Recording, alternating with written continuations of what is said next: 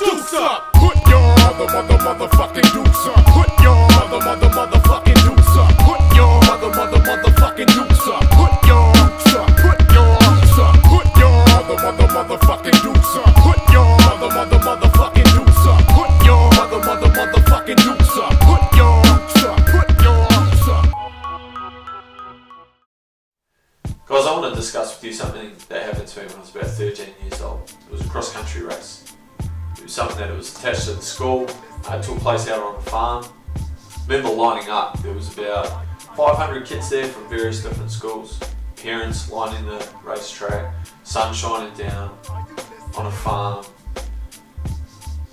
So as I lined up with all the other kids, I remember feeling nervous anticipation of what would happen. And I cared about what people thought would happen. I was a 13-year-old young man. So we took off. And I'm near the front of the pack, and I'm running. I didn't quite have the athletic ability of the other kids in the front of the field, but I pushed. People started to pass me. I started to puff out. I'm running. I'm about halfway down in the pack. We're going about 400 metres. We turn the first corner into the first paddock. We're running through the paddock.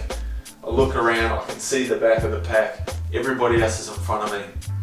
And I had this moment. And it was a moment in which I chose to opt out. I took the easy road. Pretended to pull a muscle on my leg.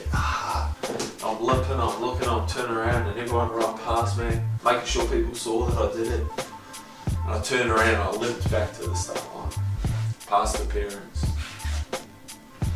And as I walk back to the start line, I see the look in people's eyes and begin to recognise what my decision had cost. The way people looked at me was almost pity, but it wasn't pity for the injury, the so-called injury I'd sustained. It was pity because, as kids we think we're smart, we think we've got it over the adults, but we don't really.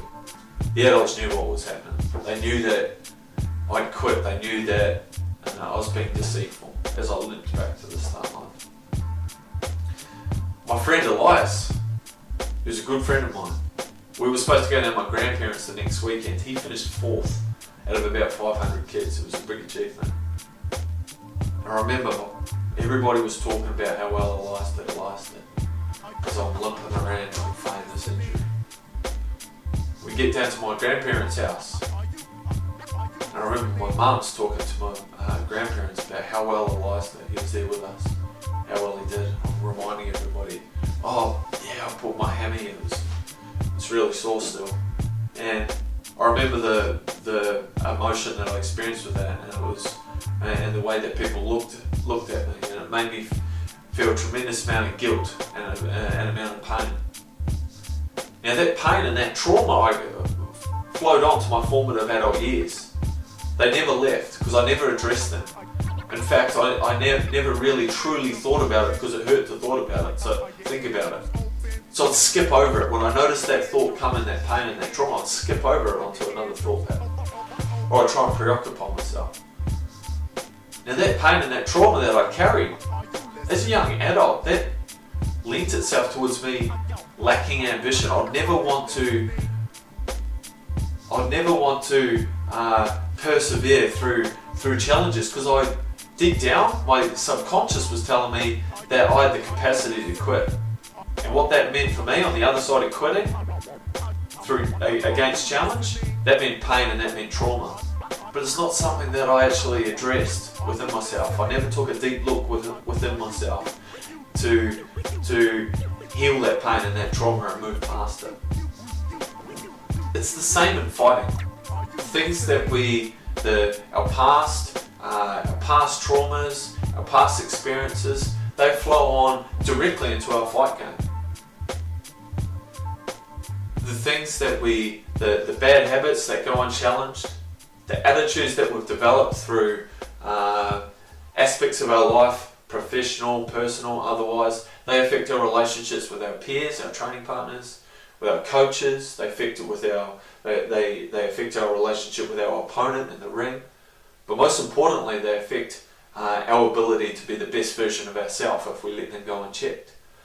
So then it's important, guys, to become aware, to gain self-awareness, to recognise what our own triggers are for our own behaviours, what drives our behaviour, what drives our training habits, where does fear come from within us, what do we fear? And if we can challenge those and become self-aware and become whole, that gives us the best chance of being the best fighter or the best martial artist or the best coach that we can be. Dukes up, put your dukes up. Put your motherfucking dukes up. Put your motherfucking dukes up. Put your motherfucking dukes up. Put your dukes up. Put